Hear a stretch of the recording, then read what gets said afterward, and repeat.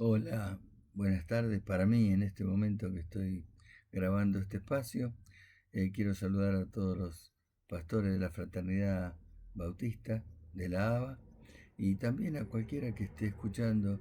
Lo que van a escuchar no es nada este, intelectualmente profundo, sino es algo que nace de mi experiencia, de mis sentimientos, de mis emociones y de la manera en que yo encaro el tema de la oración. Cuando me pidieron el tema de la oración, uno dice, bueno, es un tema tan habitual, tan normal, tan común. Y a mí les confieso que me resulta siempre un desafío. ¿Cómo orar? ¿Qué orar? ¿De qué manera orar? ¿Cuánto orar? Y estas reflexiones, estas preguntas, supongo que las tendré durante toda mi vida, ¿no? Y empieza a encontrarnos con algo que es fundamental para la vida del cristiano, y es la oración. Todo lo que podemos recorrer en la historia del cristianismo. Hombres que se destacaron, fueron hombres de oración. ¿eh? Y realmente, ¿por qué tenemos que orar? Yo tengo como clave el versículo primero de Lucas capítulo 11, donde dice que cuando Jesús bajó del monte de orar durante toda la noche, sus discípulos dijeron, Señor, uno de los discípulos, no dice cuál, no identifica, le dijo, Señor, enséñanos a orar. De la misma forma que Juan le enseñó a sus discípulos. Y Jesús le dice, bueno, vosotros pues oraréis así.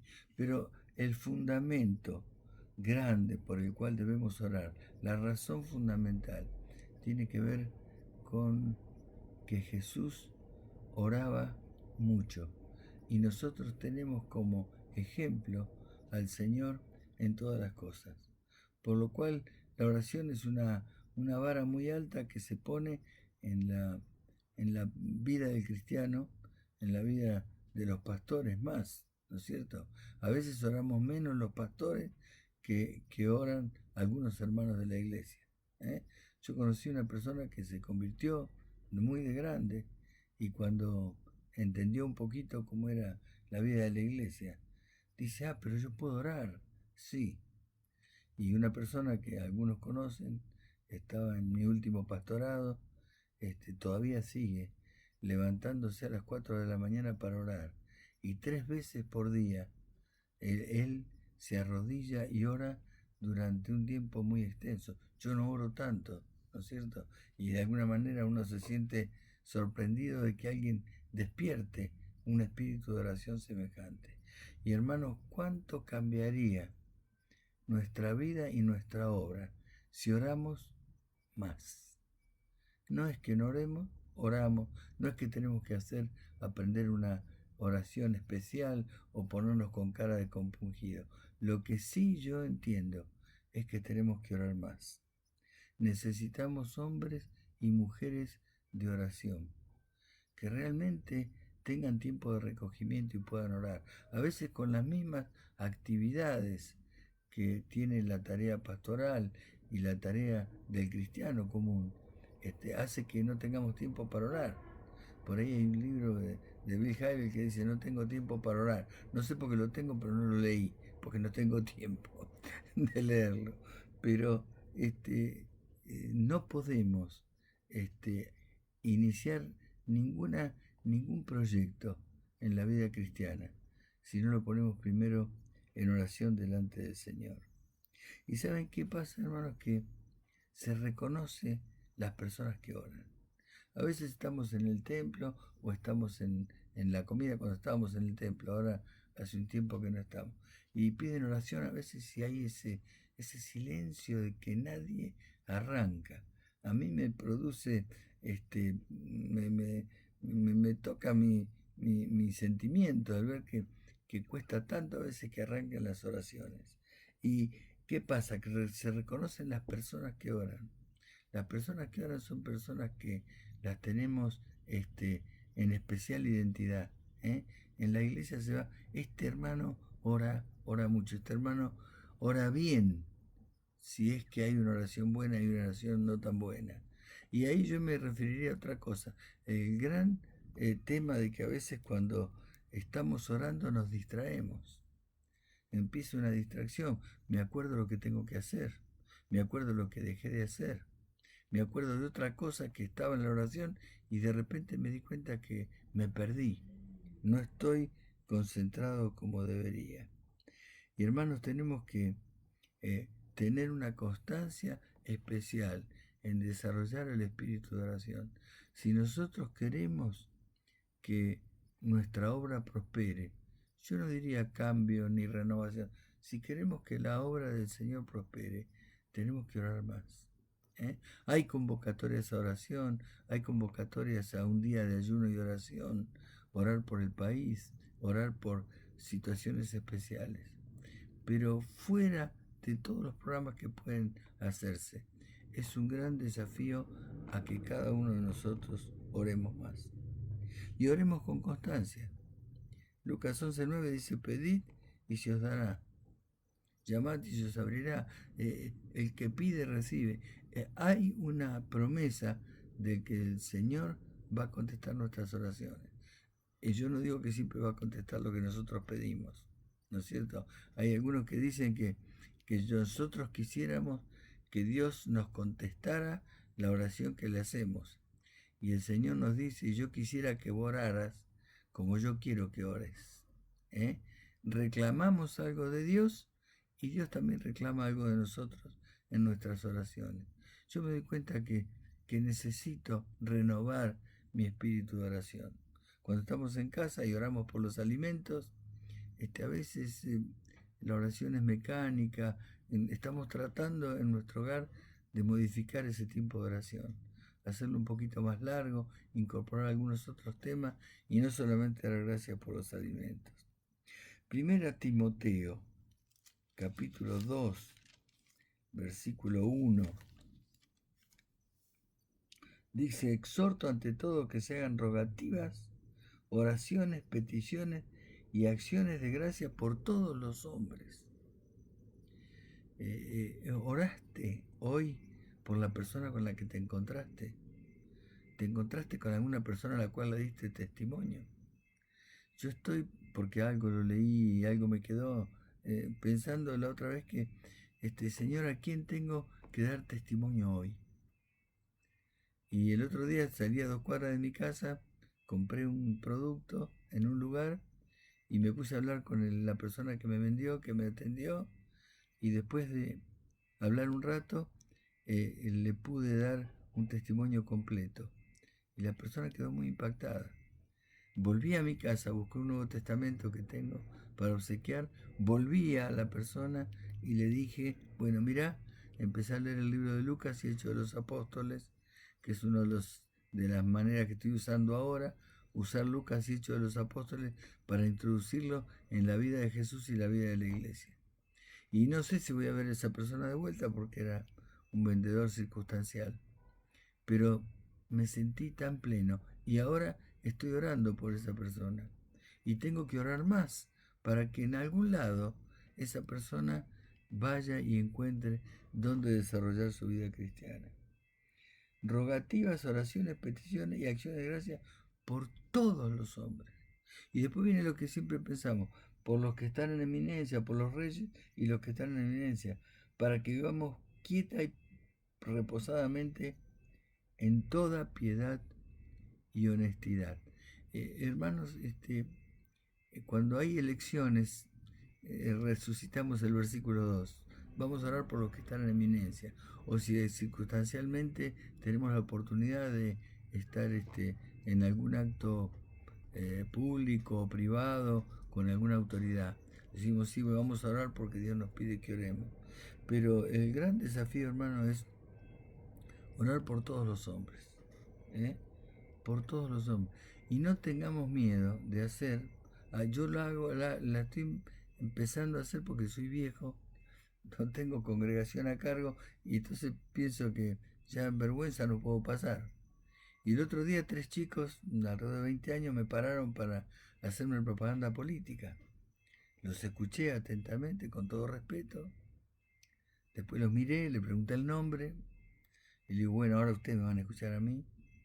Y yo les di el mensaje de salvación, le pedí que busquen valores realmente, que transmiten valor, y me escucharon con muchísimo respeto. lo cual me pareció maravilloso, y después levanté mi mano y oré por ellos en voz alta y clamé al Señor y dije, si alguno de estos chicos algún día llega a algún puesto público, yo he orado y he respondido al reclamo de la epístola de Pablo a Timoteo. Entonces orad por todos los hombres. Y hermanos, va a haber grandes cambios en nuestra vida personal, va a haber grandes cambios en las iglesias, cuando nosotros oremos más. Y el versículo 8 dice, quiero pues que los hombres oren en todo lugar, levantando manos santas sin ira ni contienda. Yo no quiero establecer ninguna doctrina, ninguna práctica especial de la oración, pero sí el tema de orar en todo lugar, en todo lugar. Orar, no tengamos miedo de orar. Es increíble lo que pasa cuando oramos por una persona. Y cuando estamos convencidos de que tenemos que orar y tenemos que orar por esa persona en este momento. Y yo creo, hermanos, que el Señor espera de nosotros en este tiempo de pandemia que oremos más. Dicen que cuando oramos, cambiamos nosotros. No lo cambiamos a Dios. El que cambia es el que ora. Y se nota cuando oramos mucho y cuando oramos poco. Evitar la oración distraída, como se nos va a veces la mente en alguna cosa, estamos pensando en alguna situación personal, ¿no es cierto? Y pensando en lo que haré después se produce a veces un desorden interior, un poco de desorden. ¿Y qué es esto? Estímulos, compromisos, es quizás en esa pérdida de control de la oración no está escondida alguna enseñanza del Señor. ¿Qué nos querrá decir el Señor? Y a veces yo me he dado cuenta que estoy orando y me pierdo un poco y pienso en otra cosa, vuelvo a la oración, digo, no, Señor, mi clamor tiene que ser la oración, y entonces volvemos a la oración, y qué enseñanza nos quedó, qué cosa nos pasó por la mente. Y otra cosa que yo siempre recomiendo a algunas personas, y es que tengan la sabiduría de en el momento que están orando, ver lo que Dios nos dice. No solamente hablar nosotros, sino esperar que Dios nos esté hablando. Que haya inspiración en nuestra oración. Yo tengo algunos libros sobre la oración. Cada tanto compraba uno desde hace muchos años, ¿no es cierto? Y se me formaron unos cuantos. Entonces cuando me pedían que hablara de la oración, buscaba algún recurso literario de alguien que hable alguna cosa inspiradora. Y yo creo, hermanos, que otra de las cosas que tenemos que desafiarnos es a la inspiración de otros creyentes, una inspiración escrita, una manera de leer y buscar cosas que nos inspiren realmente. A veces escuchamos algunas oraciones que nos conmueven, y cuando nos toca orar, me refiero al templo, uno dice, ¿qué puede estar, qué puede inspirar a la gente? Todo lo que están escuchando en silencio. ¿Qué cosa de la oración los puede inspirar? Y hermanos, el gran desafío es que nosotros pensemos en las cosas de Dios. Y otra cosa que yo veo es que tenemos que, para pensar en las cosas de Dios, tenemos que vaciar un poco nuestra mente. Nuestra mente a veces está muy ocupada. A veces, muchas veces con cosas buenas. No estoy pensando en pecados ni cosas raras.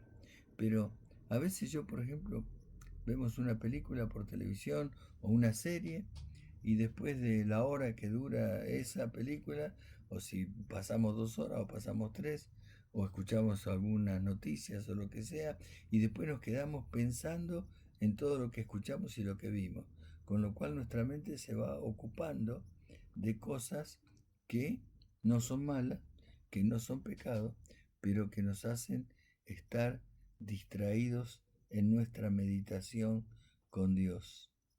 Podemos también orar, algunos dicen que aún caminando o estando en una actividad que estemos concentrados, pero qué sé yo, cuando salimos a caminar para mover un poco el cuerpo, el organismo, hacer ese tipo de que le llaman oraciones flecha. Nunca leí mucho, no me interesa mucho la denominación de la oración, pero es esa oración así rápida que se dispara para llegar hasta la presencia del Señor y que no estamos, digamos, concentrados en nuestra casa, encerrados, la puerta, orando al Señor, sino que estamos enviando deseos, cosas que trabajan en nuestra alma y queremos comunicarle al Señor.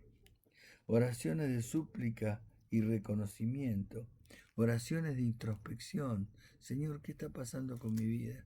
¿Qué es lo que tengo? Háblame, decime.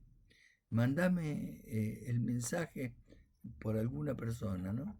Siempre tenemos ahora yo tanta expectativa cuando preparamos para los Zoom y para escuchar a alguna persona u otra, a veces la que elegimos, estamos pensando, Señor, dame el mensaje que necesito hoy. Quiero escuchar. ¿Cuántas veces deberíamos orar más para que el Señor nos hable a través de uno o de otro? La oración que enriquece es una oración sabia. Es una oración que se piensa profundamente. Señor, yo quiero crecer, yo quiero desarrollarme en esta experiencia de comunión contigo. Y aparecen por ahí otros pasajes de tantos que tenemos. En Colosenses capítulo 1, versículo 3 y versículo 9. Colosenses capítulo 1, versículo 3 dice, siempre orando por vosotros, damos gracias a Dios, Padre de nuestro Señor Jesucristo.